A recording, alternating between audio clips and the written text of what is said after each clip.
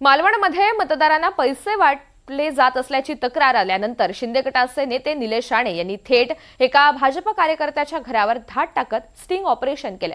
निलेश राणे यांना या भाजप कार्यकर्त्याच्या घरामध्ये पैशांची बॅग आढळून आली।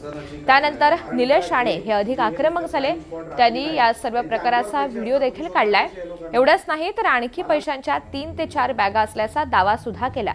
या व्हिडिओमुळे राज्यात खळबळ उडाली आहे। आता शिवसेना शिंदे गट आणि भाजपमधील संबंध आणखी ताणले जाण्याची शक्यता आहे। कारण का हे तुम्ही हे नुसते फ्लाइंग स्पॉट रात्री नाही, यांच्या अंगावर पैसे असतात, तुम्ही शोधणार कसे हे लोकांना?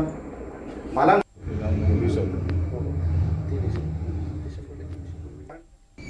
आत्ताच तुमच्या सगळ्या कॅमेरामध्ये कैद झालं असेल की त्यांच्या घरामध्ये 20-25 लाखाची म्हणजे 20-25 लाख असलेली एक बॅग मिळाली पैशाची।